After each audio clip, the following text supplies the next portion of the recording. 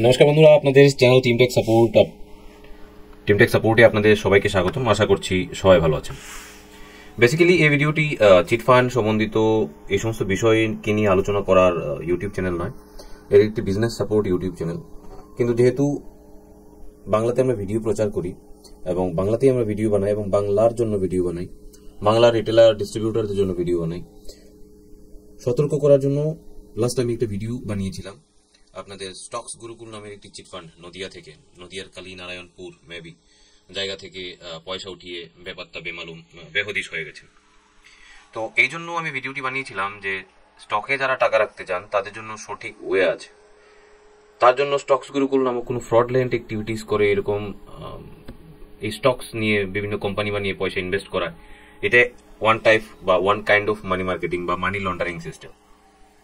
এইসবে যাতে আমাদের কোনো রিটেলারের আর সর্বনাশ না হয় সেই জন্য ভিডিওটা বানিয়েছিলাম। আপনারা প্রশ্ন করতে পারেন আমাদের রিটেলারদের আর কোনো সর্বনাশ যেন আর কোনো, মানে দ্যাট মিনস আগে কি হয়েছে? হ্যাঁ, অ্যাকচুয়ালি ইজিপেতে যখন আমরা কাজ শুরু করি, অনেকেই ইজিপে কোম্পানির নাম নাই শুনে থাকতে পারেন। যারা ইদানিং আমার চ্যানেলটা সাবস্ক্রাইব করেছেন স্টকস গুরুকুলের ভিডিও দেখে, তারা ইজিপের নাম নাই শুনতে পারেন। ইজিপে একটা ফিনটেক কোম্পানি, তো ইজিপে ব্যাংকিং সার্ভিস প্রোভাইড করে। তো ইজিপে নিয়ে যখন আমি বাংলায় ওতপ্রোতভাবে কাজ শুরু করি, মানে খুব জোরসোরে কাজ শুরু করি, তখন ওয়েস্ট বেঙ্গলে টিম লিড করে এরকম কিছু লোকের সাথে আমার দেখা হয়। পশ্চিম মেদিনীপুরের একজন দাদার সাথে আমার দেখা হয়।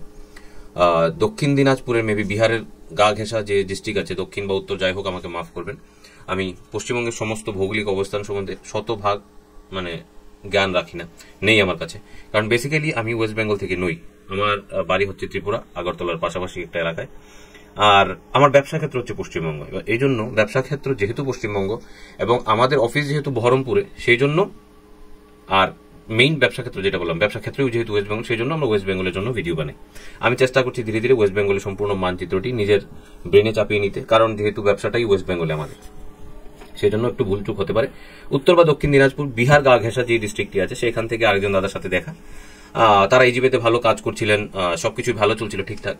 হুট করে 2022-এর ডিসেম্বরের পরে তাদের সাথে তারা যখন ইন্টার কানেক্ট হন বিভিন্ন মিটিংয়ে আমাদের, তখন হঠাৎ করে তারা ইজিপে থেকে ডিসকন্টিনিউ হয়ে যান এবং পরবর্তী সময় শুনতে পারি ওনারা প্রতিদিন 1000, 1200, 2000, 2200, 12,000 পর্যন্ত টাকা রোজগার করেন। ওনারা কোথাও মার্কেটিং চালাচ্ছেন বিটকয়েন বা এরকম কয়েন জাতীয় জিনিসের উপর, স্টকস মার্কেটের উপর ডেইলি ট্রেডিং করেন এই সমস্ত জিনিসের উপর। এবং তাদের দুজনের মধ্যে একজনকে দেখছি বর্তমানে খুব বিশ্রী পরিস্থিতিতে দিন কাটাচ্ছেন। হয়তো উনি সেখানে আবার নিজের লস করেছেন, সেখানে আবার ইন দ্য সেন্স অফ উনি অলরেডি মানি মার্কেটিং এ একবার নিজের সর্বনাশ করেছেন। এখন এসে উনি এই সমস্ত bitcoin, stocks market, actually stock market বলা ভুল হবে, ওনারা স্টক মার্কেটে যাননি, ওনারা ফেক ফ্রড মার্কেটে গিয়েছিলেন। তো এই জন্য আমি এই ভিডিওটা বানিয়েছিলাম, লাস্ট ভিডিওটা, যেটা স্টকস গুরুকুল বাংলায় চিটফান্ডের নতুন থাবা বলে আমি একটা ভিডিও ক্যাপশন টাইটেল দিয়েছিলাম। আপনারা দেখছেন, অনেকেই এত ভালোবাসা দিয়েছেন, অনেকেই ভিডিওটা দেখে চ্যানেলটা সাবস্ক্রাইব করেছেন, অনেকেই বলতে মোটামুটি 100-দেড়শো লোক চ্যানেলটাকে সাবস্ক্রাইব করেছেন। এই জন্য ভাবলাম এর উপর আরো ডিটেলসে যাতে ভিডিও বানাই। তার কারণ হচ্ছে মানুষ যাতে অন্তত আর বারবার না ঠকে এই সমস্ত বিষয়ের কাছে, এবং নিজেকে যাতে আর না ঠকায়। অ্যাকচুয়ালি স্টকস গুরুকুলের উপর এত পরিমাণ ভিডিও আমি দেখি যে সেখানে অনেক মানুষ উইলিংলি বলছে যে আমরা লোভের বশবর্তী হয়েছিলাম 4% ইন্টারেস্ট পাবো বলে। আমাদেরই প্রথম ভুল, বা আমাদেরও ভুল আছে এখানে, স্বীকার করছেন মানুষ অকপটে। তো এই ভুলগুলো যাতে মানুষের না হয়, আমার মনে হয় এই বিষয়গুলো নিয়ে আলোচনা করা খুব বেশি প্রয়োজন। এর সলিউশন কিছু নেই। রোজভ্যালির কি সলিউশন হয়েছে? হয়নি। সারদার কি সলিউশন হয়েছে? হয়নি। এরকম অগণিত মানি মার্কেটিং চিটফান্ড কোম্পানি কোনো এক অদৃশ্য কারণে সলিউশন হয় না। বাকিটুকু নাই বললাম, এটাকে উদ্দেশ্য কারণ এই জন্য বললাম কারণ আমি কাছে থেকে দেখেছি যে কেন এইগুলা সলিউশন হয় না। তো যাই হোক, ভারতবর্ষের শীর্ষস্থানীয় একটি কোম্পানির নাম সাহারা ইন্ডিয়া পরিবার, যার টাকা সরকারের কাছে আছে, প্রচুর টাকা সরকারের কাছেই গচ্ছিত আছে বা ইনক্রিপ্টেড করে রেখেছেন এদের সম্পত্তিকে, নিজেরা জব্দ করে, তারপর মানুষের কাছ পর্যন্ত কিন্তু পয়সা পৌঁছায়নি। তো সেই জায়গা থেকে বলছি, যদি ভুল জায়গায় ইনভেস্ট হয়ে যায়, সেই টাকা চোখে দেখাও যেতে পারে কিন্তু পাওয়ার সম্ভাবনা খুবই কম। এবার সবচেয়ে বড় হচ্ছে স্টকস গুরুকুলে যারা ইনভেস্ট করেছেন, এর বেশিরভাগ লোককেই দেখছি যে আমার চাইতেও এজড পার্সন, মানে আমার চাইতেও বয়সে বড়। ওনারা সারদা দেখেছেন, রোজবেলি দেখেছেন, তারপর সাহারা দেখেছেন, স্বাভাবিক। আমার চাইতে যারা বয়সে বড় আছেন তারা সঞ্চয় এবং সঞ্চয় নিয়েও দেখেছেন। তাহলে এতগুলা সময়ব্যাপী প্রক্রিয়া, এতগুলা মানি মার্কেটিং কোম্পানি, এতগুলা ফ্রস্টেড অ্যাক্টিভিটিস দেখার পরও ওনারা কিভাবে সেখানে ইনভেস্ট করেন?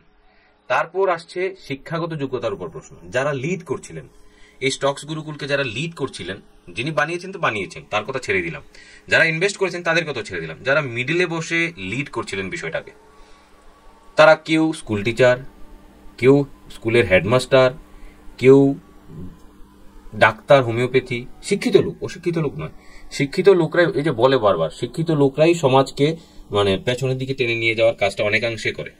সবাই তো করে না, অনেক শিক্ষিত লোকরাই এই জিনিসটা করে। আসলে তারা শিক্ষিত নয়, তারা হচ্ছে ডিজিটালি ইলিটারেট। আজকে ডেটে স্টকস গুরুকুলকে যে সমস্ত মিডল অর্ডার ব্যাটসম্যানকে যারা এই মিডিলে বসে কোম্পানিকে ভালো বলছিল, আর প্রথম অর্ডার বললে কোম্পানি ডাইরেক্টর থেকে বলতে পারে না, লাস্ট যারা ইনভেস্ট করেছেন বোলার যারা, তো মিডল অর্ডার ব্যাটসম্যান যারা ছিলেন তারা সবাই শিক্ষিত লোক, অ্যাকচুয়ালি দেখতে শিক্ষিত, কাগজে পত্রে শিক্ষিত, তারা হচ্ছেন ডিজিটালি ইলিটারেট। যেই সম্বন্ধে ওনারা জানেন না সেই সম্বন্ধে ওনারা আপনাদেরকে ইনভেস্ট করিয়েছেন। এটাকে ইনভেস্ট বলেই না। এই যে স্টকস গুরুকুল কোথায় টাকা লাগাতো, আপনারা কিন্তু আজ পর্যন্ত খোঁজই করেনি কোথায় টাকা লাগায়। ওনারা কোনো স্টক মার্কেটে টাকা লাগায় না। স্টক মার্কেট বলতে আমরা শুধুমাত্র বুঝি ভারতীয় স্টক মার্কেট।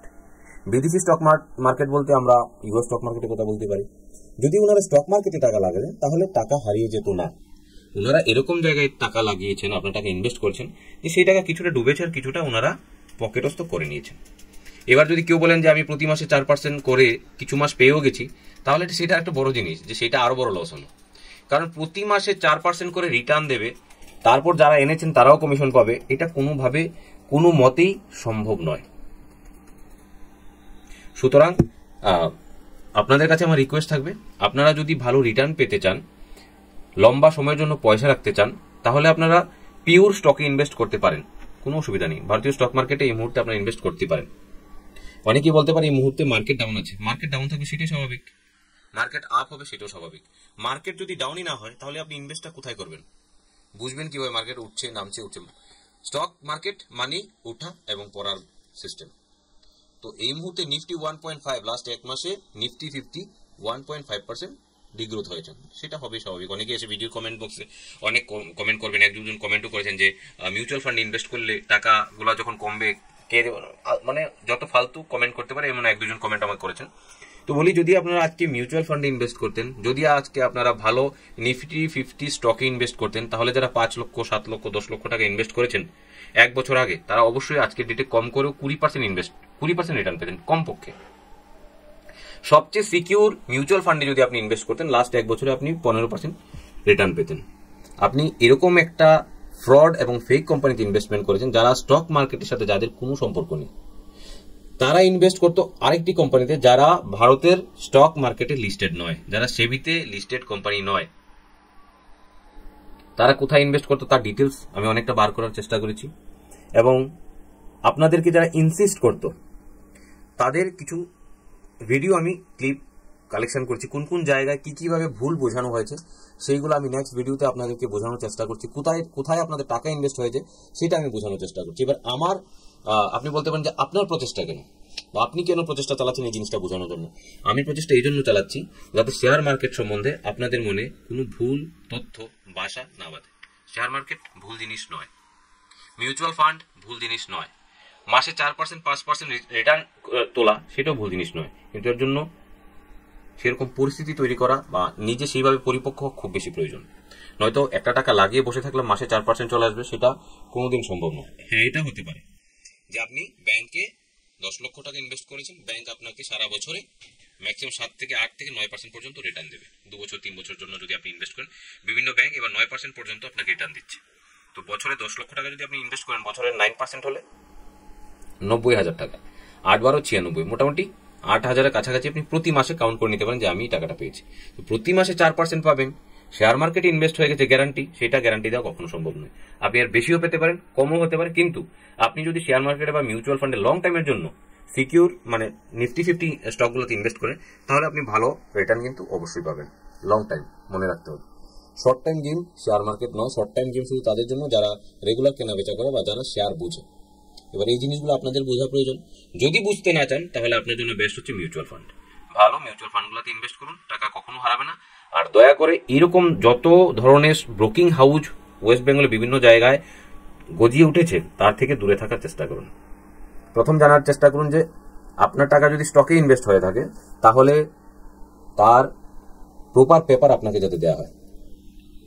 সিডিএসএল এ আপনার অ্যাকাউন্ট থাকবে, সেই অ্যাকাউন্টে ইনভেস্ট হবে এবং সিডিএসএল এর অ্যাকাউন্ট নাম্বার ওরা দিতে বাধ্য থাকবে। যদি আপনার টাকা স্টকে ইনভেস্ট হয় আর তা যদি সিডিএসএল এর অ্যাকাউন্টে ক্রিয়েট না হয়, আপনার এনএসডিএল বা সিডিএসএল এর অ্যাকাউন্টে যদি ক্রিয়েট না হয়, তাহলে ফেক এবং ফ্রডস্টারের হাতে আপনি পড়েছেন, আপনার টাকা সর্বশান্ত হবে। কারণ আফটার মানি মার্কেটিং ওয়েস্ট বেঙ্গলে এই জিনিসটা কিন্তু খুব ভালো মাথা চারা দিয়ে উঠেছে। কারণ সোবরান নামে বা সোব আর্ন, প্রথম হয়েছে সোবরান, তারপর হচ্ছে সোবরান, তারপর হচ্ছে সোব মানি। কলকাতার টালিগঞ্জ এরিয়ায় এরকম একটি বাটপার সংস্থা বা বাটপারি সংস্থা গজিয়ে উঠেছিল, যেটার আমি চাক্ষুষ দর্শক ছিলাম। আমি ওদের অফিসে গিয়েছি, 8, 9টা 10টা সারা রাত্র পর্যন্ত অফিসে স্টাফ থাকতো, টাকা ইনভেস্ট করে রাতের পর রাত ওইখানেই ঘুমাতো, বিভিন্ন জায়গায় ক্লাস করতো, ক্লাস করলে টাকা পেতো, দীঘায় নিয়ে গিয়ে সারা রাত প্রোগ্রাম করা হতো। যে লোক সারা রাত্র বসে গল্প শুনতো তাকে আরো বেশি টাকা দেওয়া হতো। বিভিন্ন অথিলা এবং বিভিন্ন কায়দায় পয়সা কালেকশন হতো তখন সোবরান এবং সোবরান নামে এই কোম্পানিটির মাধ্যমে। এইভাবে সোবরান এবং সোবরানের মতো কোম্পানিগুলাই আজকের ডেটে আবার নাম হয়েছে স্টকস গুরুকুল। হয়তো এদের মালিকের চেহারা পাল্টেছে, অনেক ক্ষেত্রে দেখা যাবে ওই মালিকই আরেকজনকে সামনে রেখে কোম্পানি খুলেছে, কিন্তু আত্মসাৎ হয়ে গেছে আপনার রক্ত জল করা পয়সাগুলো। সুতরাং কেয়ারফুল থাকার চেষ্টা করুন আর অতিরিক্ত বুঝে আপনার বাড়ির কাছের লোকগুলা থেকে সাবধান থাকুন। মাস্টার হলেই যে লোকটা সবকিছু বুঝবে তার কিন্তু কোনো ওয়ারেন্টি গ্যারান্টি কিছুই নেই। দেখতেই তো পাচ্ছেন, মাস্টার মানুষ পড়াশোনা বোঝেন ঠিক আছে, সে যে ডিজিটালি যে লিটারেট হবেন ম্যাক্সিমাম ক্ষেত্রে এটাই সত্য।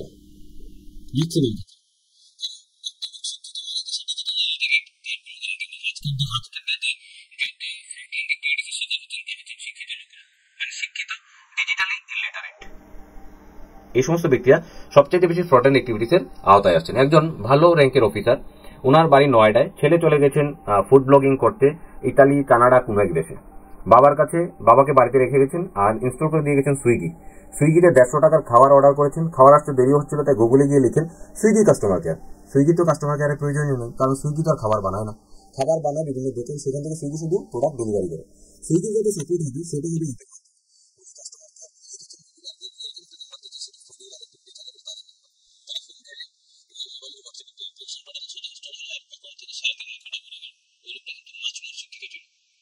শিক্ষিত লোক মানে কি সে ডিজিটালি লিটারেট হবে, ফাইন্যান্স মার্কেট বুঝবে, শেয়ার মার্কেট বুঝবে, তার কোনো গ্যারান্টি নেই।